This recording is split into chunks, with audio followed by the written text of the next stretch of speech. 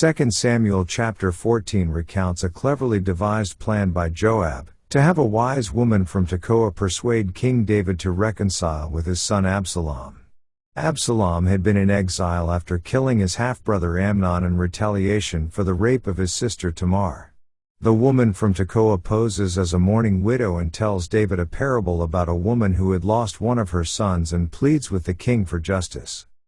David is moved by the woman's story and assures her that her son will not be harmed. The woman then skillfully applies the parable to David's own situation, appealing for the reconciliation of Absalom. Her words strike a chord with David, and he begins to consider the possibility of allowing Absalom to return to Jerusalem. The woman from Tekoa who is acting on Joab, David's commander's behalf to bring Absalom back. Joab had a vested interest in reconciling David and Absalom. With David's consent, he sends for Absalom, who returns to Jerusalem but is not allowed to see the king face to face. Let's now read 2 Samuel chapter 14. Now Joab the son of Zeruiah perceived that the king's heart was toward Absalom. And Joab sent to Tekoa, and fetched thence a wise woman, and said unto her, I pray thee, feign thyself to be a mourner, and put on now mourning apparel, and anoint not thyself with oil, but be as a woman that had a long time mourned for the dead. And come to the king, and speak on this manner unto him. So Joab put the words in her mouth. And when the woman of Tekoa spake to the king, she fell on her face to the ground, and did obeisance, and said, Help, O king. And the king said unto her, What aileth thee? And she answered, I am indeed a widow woman, and mine husband is dead. And thy handmaid had 2 sons, and they 2 strove together in the field, and there was none to part them, but the one smote the other, and slew him. And, behold, the whole family is risen against thine handmaid, and they said, Deliver him that smote his brother, that we may kill him, for the life of his brother whom he slew, and we will destroy the heir also. And so they shall quench my coal which is left, and shall not leave to my husband neither name nor remainder upon the earth. And the king said unto the woman, Go to thine house, and I will give charge concerning thee.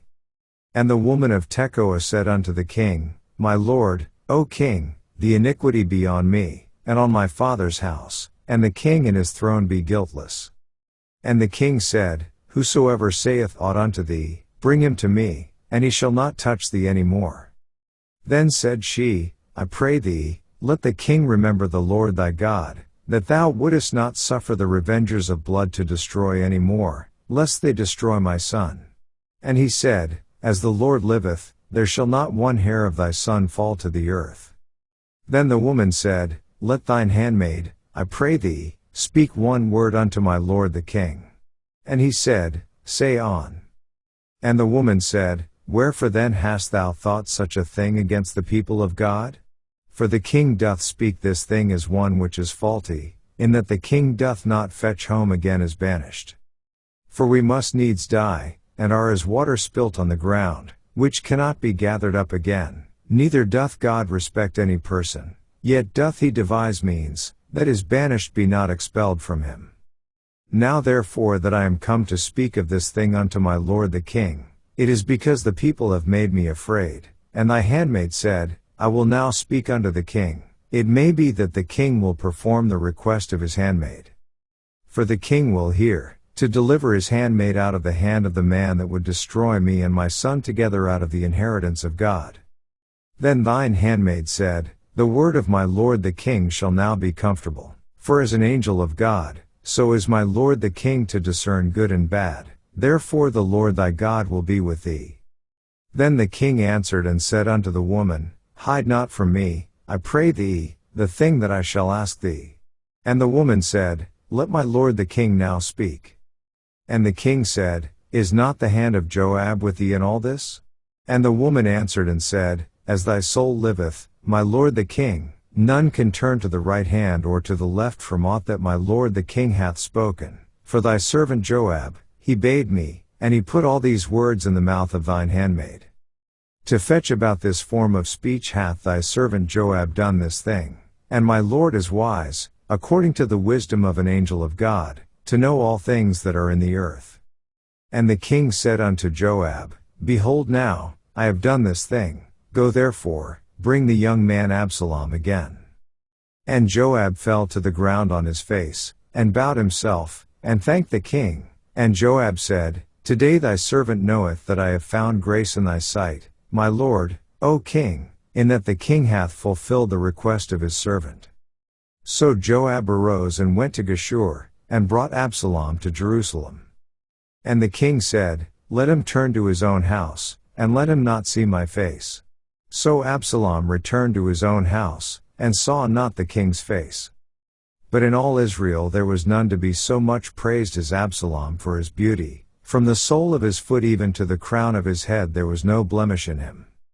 And when he polled his head, for it was at every year's end that he polled it, because the hair was heavy on him, therefore he polled it, he weighed the hair of his head at 200 shekels after the king's weight. And unto Absalom there were born 3 sons, and 1 daughter, whose name was Tamar, she was a woman of a fair countenance. So Absalom dwelt 2 full years in Jerusalem, and saw not the king's face.